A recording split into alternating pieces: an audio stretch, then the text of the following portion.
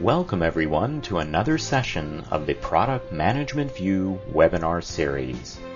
Every Wednesday at 12 noon Eastern Standard Time, product management professionals can pick up the latest in thought leadership, tips, and tricks. Richard Heitman has over 15 years of experience in marketing, program management, and engineering roles in enterprise software, security, and data protection. At eVault, Richard is responsible for setting overall product strategy and bringing eVault's data protection products and services to market. Richard has also worked at WatchGuard, where he was responsible for product management and marketing for Internet security appliances, and as well as Onyx software. On that, take it away, Richard. Thank you, James. Hello, and thanks for joining us today.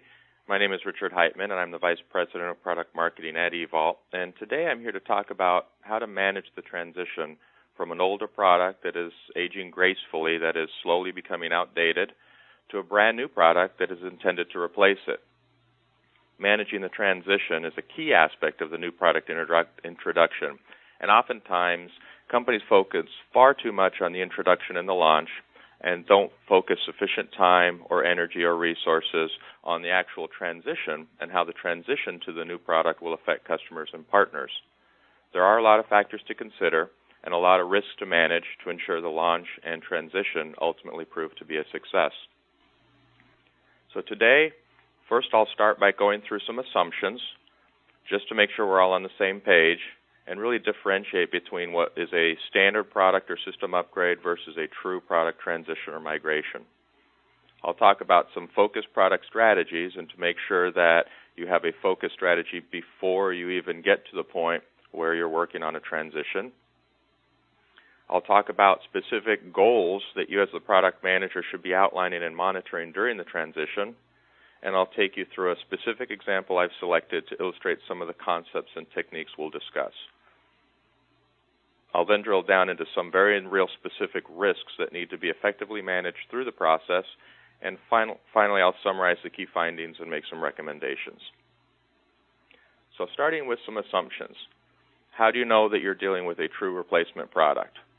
First, you should expect to have the entire revenue stream from the old product be replaced by a new revenue stream from the new product. The transition period essentially covers that time where the revenue from the old product is decreasing, while at the same time the revenue from the new product is growing, ideally at a much faster rate. The transition period can be short or long and really depends on numerous factors such as the length of the sales cycle, the deployment time of the product, and the amount of channel inventory that you may have that you need to work through. In addition, you must intend to have a plan to ultimately discontinue or end of life the old product. The timeline for the actual end of life really depends on a number of factors such as, for example, the size of the installed base, the customer adoption rate of the new product, what your published support plan is, and of course what you've published as your end of life policy. Finally, let's assume that customers must go through some sort of a transition or migration. In other words, they're not simply going to be able to upgrade the software or, in the event of an appliance-based product, the firmware to a new version.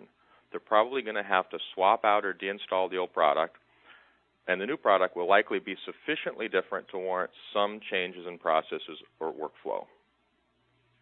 What we're not going to talk about today are techniques to handle upgrading minor versions or patches or hot fixes.